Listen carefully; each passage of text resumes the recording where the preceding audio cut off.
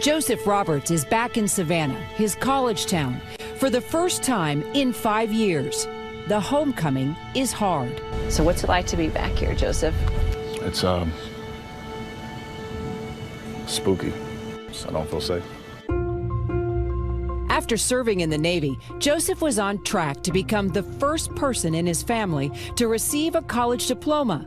Instead, he received this email that derailed his dream of graduating. The email said, you're hereby summarily suspended. A couple minutes later, there was a campus-wide email alert with my picture is almost like a mugshot.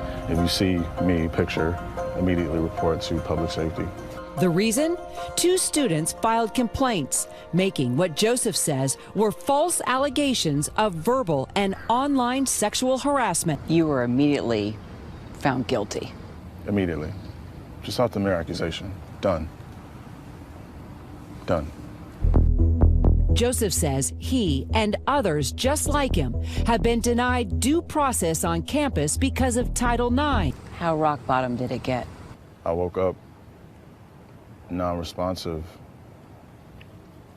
surrounded by EMTs and firefighters with an empty bottle of alcohol and a bottle of pills. Suicide attempt. That was the worst. Under the Trump administration, which Roberts ardently supports, organizations pushing for the rights of mostly male students accused of sexual misconduct are receiving unprecedented attention. It's a very scary time for young men in America when you can be guilty of something that you may not be guilty of. The Obama administration toughened rules for schools responding to allegations of sexual misconduct. But when Secretary of Education Betsy DeVos entered office, she scrapped the Obama-era changes. It's an incredibly difficult topic. Holding a series of listening sessions on Title IX, hearing from members of sexual assault survivor groups, as well as advocates for the accused. What was it like to sit before Betsy DeVos and tell your story? The only thing I can do is present my story and just hope and pray that she listens. Well, a gruesome murder case now heading to the courtroom. This all started with the discovery of human remains along the bay. Today in the Bay's Chris Sanchez joins us live in Dublin this morning. And Chris, it sounds like the victim was in an explosive relationship with that suspect. Yeah, by all accounts, from what neighbors have told us, from what investigators have said, it sounds like the death of this young woman was the culmination of a very violent relationship. A 27-year-old Rachel Buckner's body was found in a bag along the Alameda shoreline back in July. Her body was not intact.